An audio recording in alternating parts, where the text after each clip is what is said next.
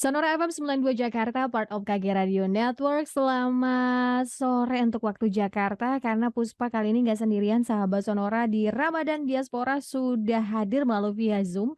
Ada dosen prodi Rusia Universitas Indonesia, Sari Gumilang S.Hum M.Hum, yang saat ini sedang menjalani studi doktoral di Rusia, sahabat Sonora, jauh ya.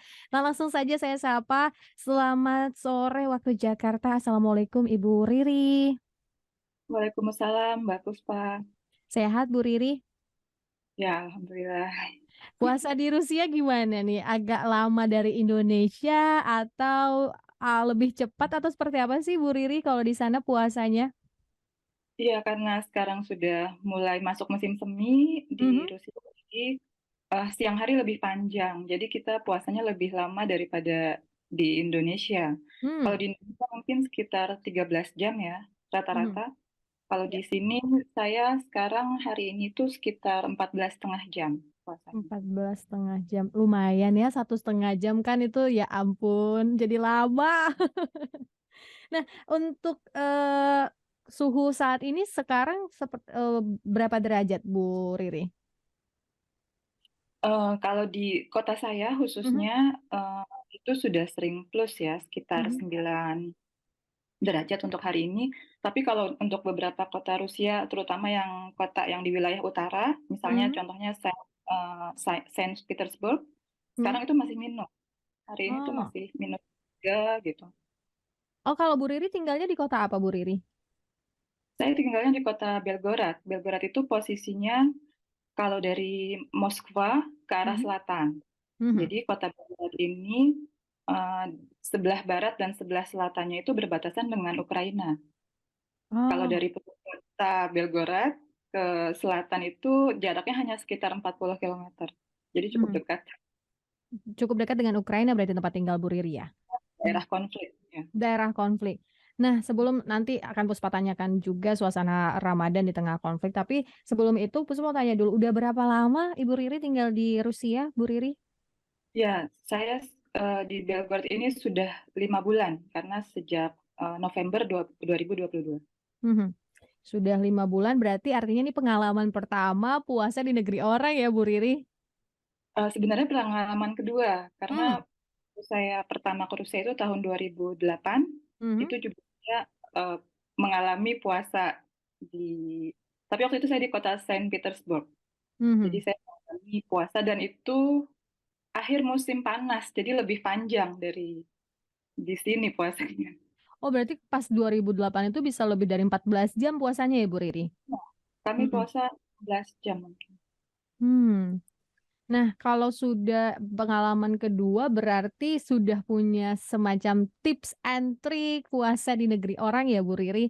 Nah, ini seperti apa menjalani 14,5 jam gitu ya, 14,5 jam puasa agak lama dibanding di negeri sendiri atau di Indonesia. Ini sahurnya, menunya seperti apa Bu Riri kalau di sana?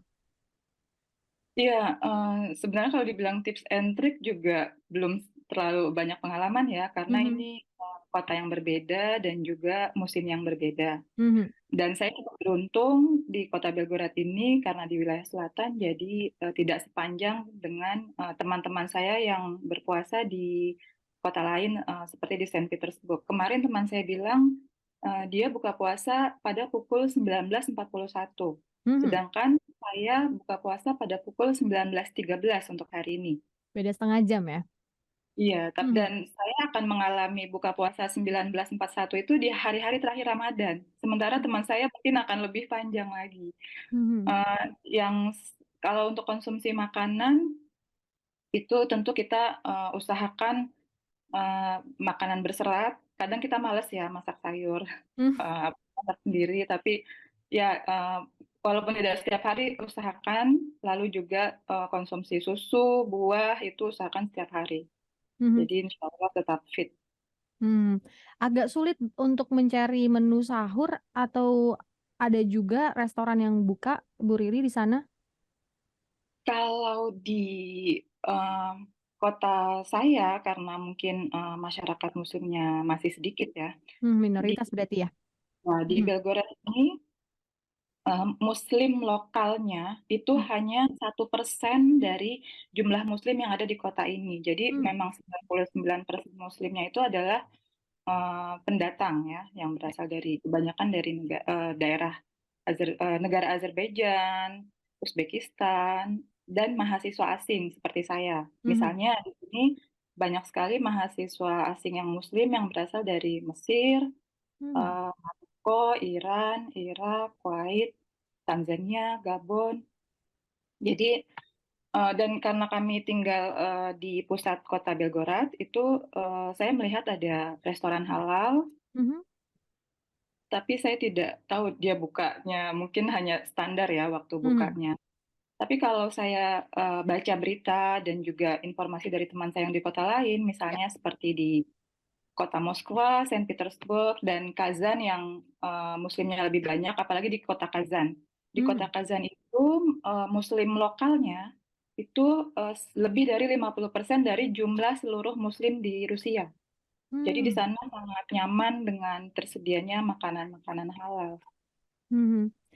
Nah, untuk sahabat Sonora yang penasaran juga, kita live streaming juga sahabat Sonora bisa ke YouTube Sonora FM atau ada pertanyaan seputar gimana sih puasa di negeri Rusia juga boleh tinggalkan komentar atau juga boleh bagikan.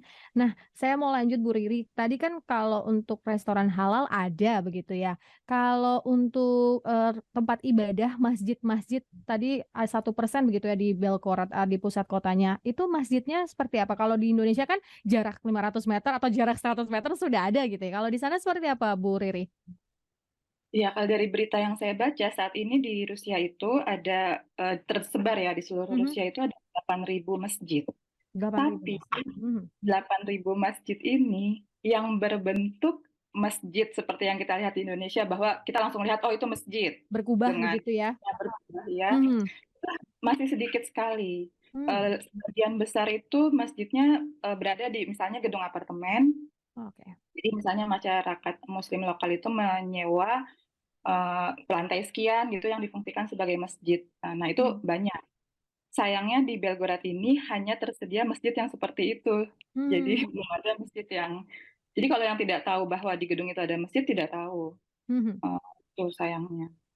Berarti artinya memang dari informasinya mulut ke mulut begitu ya, komunitas-komunitas muslim lokalnya begitu ya Bu Riri ya?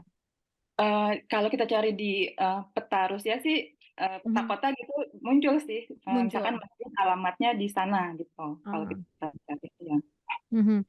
Nah, berarti memang, kalau apartemen-apartemen seperti itu kalau di Indonesia kan biasa, ada speaker, ada apa, toanya begitu ya. Kalau di sana berarti untuk tanda waktu sholatnya, tidak dikumandangkan begitu, Bu Riri? Atau seperti apa?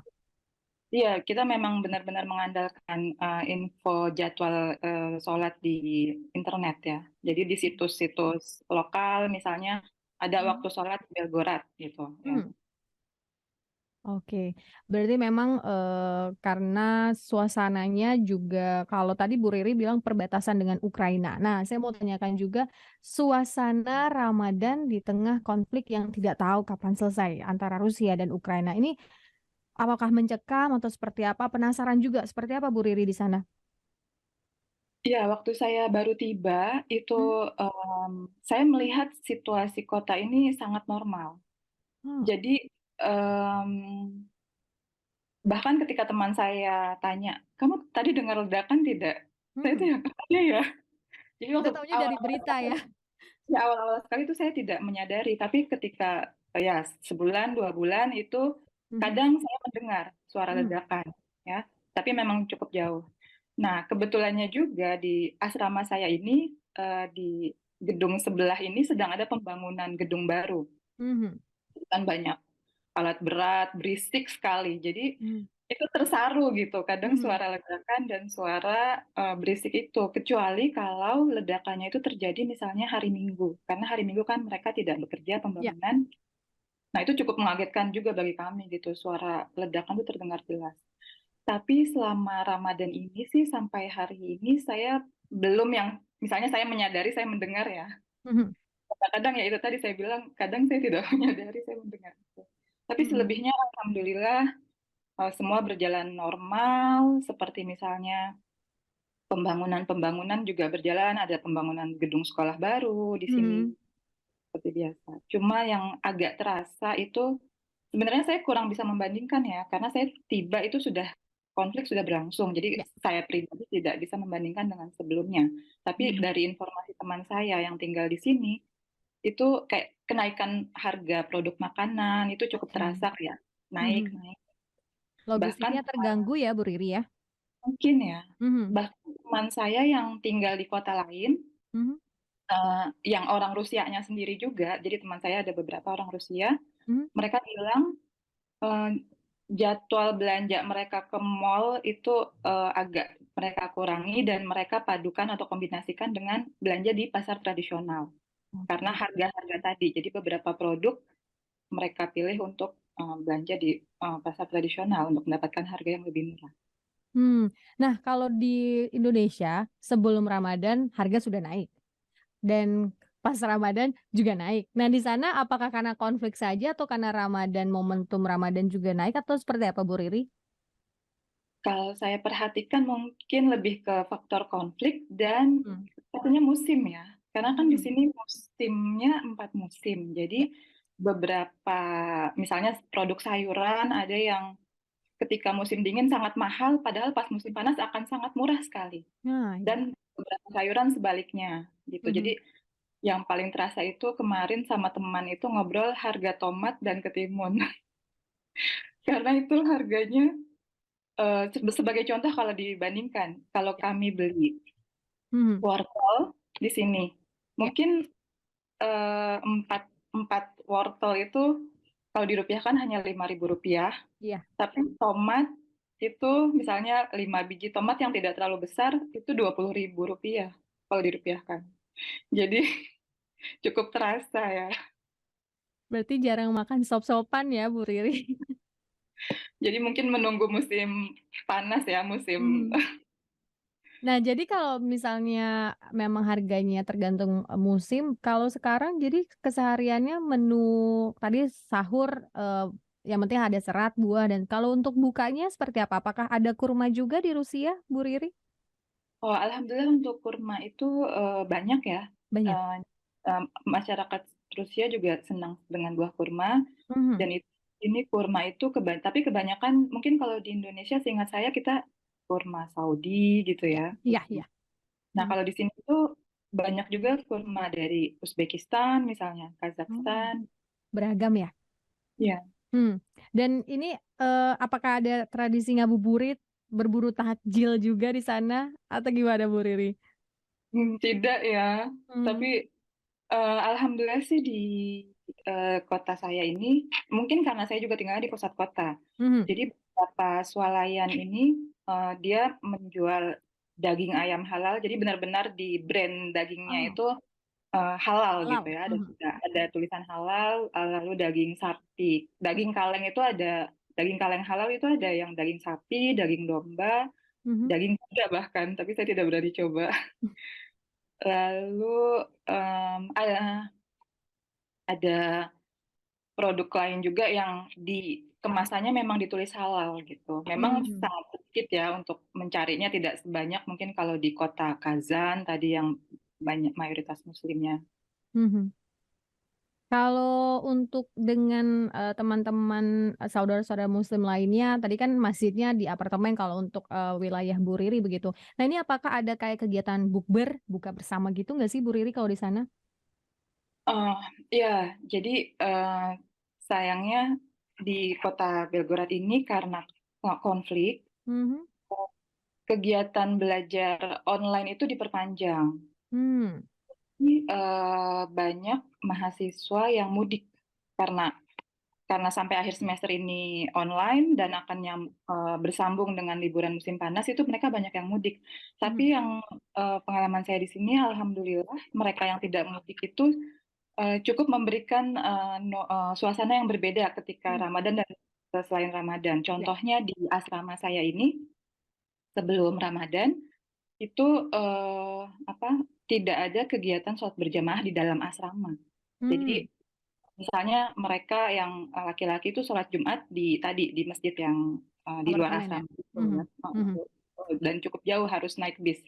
Tapi kalau Ramadan ini ada hall terbuka yang difungsikan sebagai tempat sholat berjamaah. Jadi saya waktu tarawih pertama itu saya mendengar sayup-sayup suara amin. Saya kaget. Mhm. Saya tanya teman saya gitu, dia bilang iya di lantai 5 ada sholat berjamaah, tapi hanya khusus untuk laki-laki sayangnya.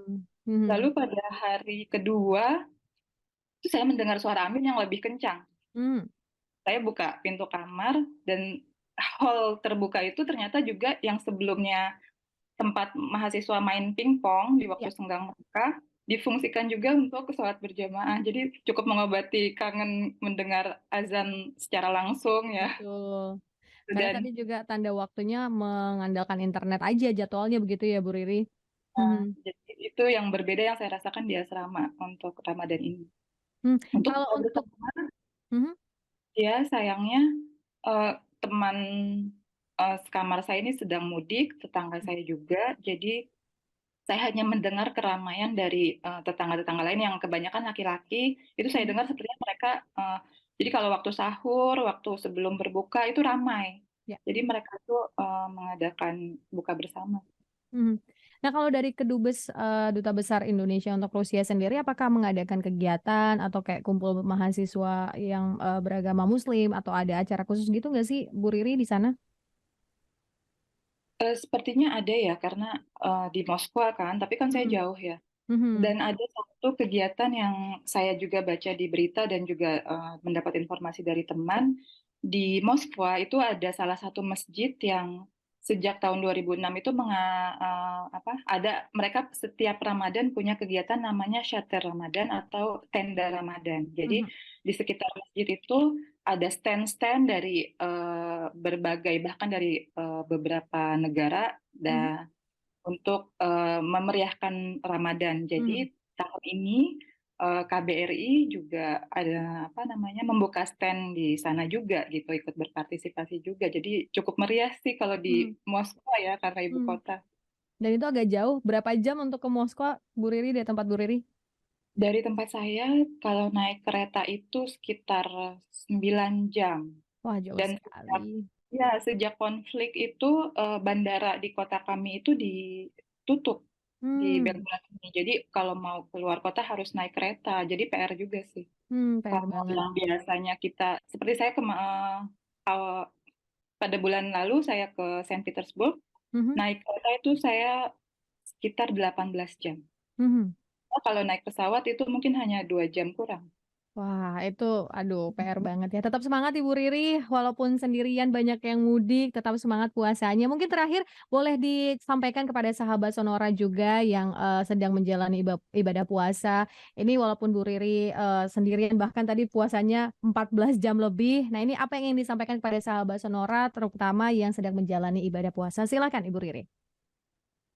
Ya, saya mau sampaikan semoga lancar puasanya dan kalau ada rencana misalnya dalam bulan Ramadan ini mungkin, oh mau merasakan nih Ramadan di Rusia, mungkin survei dulu, mungkin pilih kota yang tadi misalnya banyak muslimnya, banyak tempat makanan halalnya. Mhm. Oke, baik. Terima kasih untuk Ibu Riri, Ibu Sari Gumilang waktunya. Sehat selalu Ibu. Terima kasih Mbak Puspa. Kita ketemu lagi nanti mungkin ada kesempatan lain bisa ngobrol-ngobrol tentang, bagaimana suasana di Rusia. Semoga juga konfliknya cepat, selesai dan tidak mengganggu tadi ya logistik dan makanan-makanan bisa harganya ramah di kantong juga ya. Terima kasih Bu Riri sekali lagi dosen prodi Rusia Universitas Indonesia Sari Gumilang S.Hum, M.Hum sudah bersama kami di Ramadan Diaspora dan untuk Anda yang ketinggalan, cerita selengkapnya bisa langsung ke YouTube Sonora FM. Puspa akhiri Ramadan Diaspora kali ini. Terima kasih. Assalamualaikum Ibu Riri. Waalaikumsalam warahmatullahi wabarakatuh. Salam sehat untuk kita semua. Sampai jumpa di Ramadan Diaspora selanjutnya.